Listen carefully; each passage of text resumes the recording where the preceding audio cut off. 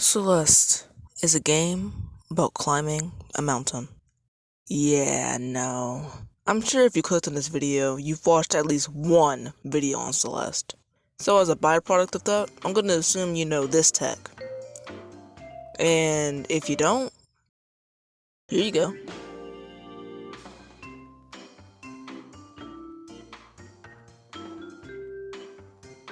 I found this tutorial and went through it to see my base time, and the total time it took was over 2.5 hours, and as you can see, that isn't under an hour. The tutorial then tells me to practice by doing individual runs, but man, do I suck. This is the list of times I need to beat or reach before attempting runs, and this wasn't very easy to reach. Chapter 1 honestly wasn't too bad. Just took some trial and error with incorporating supers and wave dashes, but within a few hours I got it down. Chapter 2 went a lot worse than Chapter 1 did. I kept trying to hyper into a wall bounce on the specific room, but honestly, not only was it inconsistent, it also wasn't that much of a time save over just doing the room as intended, and then wave dashing into the room after that. After that realization, it wasn't too bad. Now, if any of you have experience with speedrunning or Chapter 3 of Celeste in general, you can understand that this chapter didn't treat me very nicely, especially Big Mess. You see, up to this point, I've been improvising, but this chapter actually has things to memorize. Like, see those black and red blobs? Those are called dust bunnies, and they run on set cycles. There's the normal cycle, and the death cycle, and this applies to every room that has these things in them. But, to get under the target time, you don't really need to learn this. But what you do need to learn, or more like what you should learn, is the speedrun strategy for Huge Mess, which is bottom, top, middle, by the way. But to be honest, Big Mess isn't what I struggled on the most. You know him, you hate him, it's Oshiro.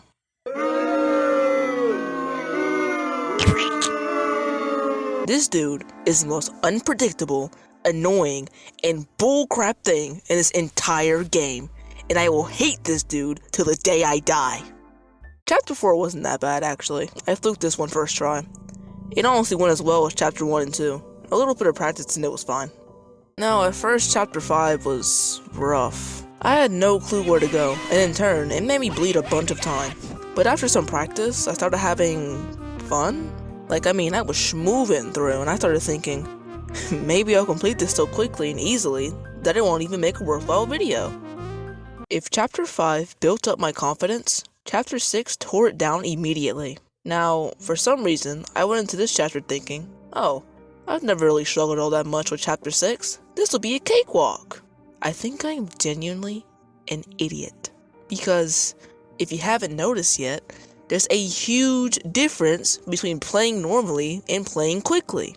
Playing quickly makes you inherently try and go for a lot of risky and unintended ways of doing things, which results in a lot of dying. And my barely budding ego got the two confused. Because yes, while I am pretty good at the base game, I am not very good at anything above that level. It was genuinely so frustrating, dying and making the same mistakes over and over and over again. But nonetheless, I persevered. I was scared of Chapter 7, and rightfully so. To be honest with you, as of writing this script, I have not gotten below the target time for Summit yet, and that's entirely because of the last checkpoint. It takes me a minimum of 5 minutes to do, which is just pitiful. Okay, now, with all that talk out of the way, we can finally get into what we've all been waiting for. The first 2 runs died before they ever got the chance to begin, so let's go over my first real run. I started a new save file and died not once, not twice, but 3 times. Well, after that embarrassment, Chapter 1 went up. No, more of the same, alright.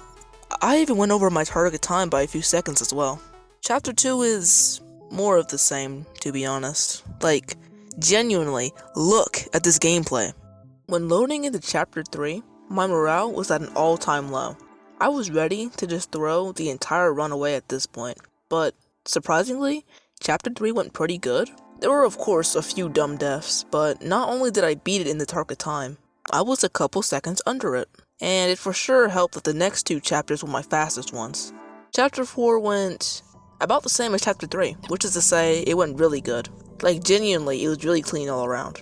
Except for those really dumb deaths that still happen. But even with those deaths, I was still almost a minute under my target time. Though, it was Chapter 5 that I was really looking forward to. And for good reason. My pace was great throughout the entire chapter. Until the last room, that is. I lost an entire minute of time save from dying over and over and over and over again. But nonetheless, I pushed along into my least confident chapter, and it went a lot better than I thought it would. All the practice before I started this run had me consistently struggling on the battle and boss battle, but this time around, I was actually almost 15 seconds faster than normal. This is my most practiced chapter for a reason though, battling in Wallenhell, which leaves us with just one more chapter. 0 through 1000 meters are nothing worth mentioning because those are extremely easy. But when looking at the time and the amount of chapter I had left, it wasn't looking good, especially after a few slow deaths at 1500 meters. But 2000 meters has some more promise because of a shortcut that's in the second room that allows you to skip a few screens. By the time I got to 2500 meters, I saw I only had 9 minutes left. Previous practice attempts of this chapter revealed that this checkpoint and the last checkpoint were my slowest ones. There were a few slow deaths in the last room, but I cleared it after a few tries.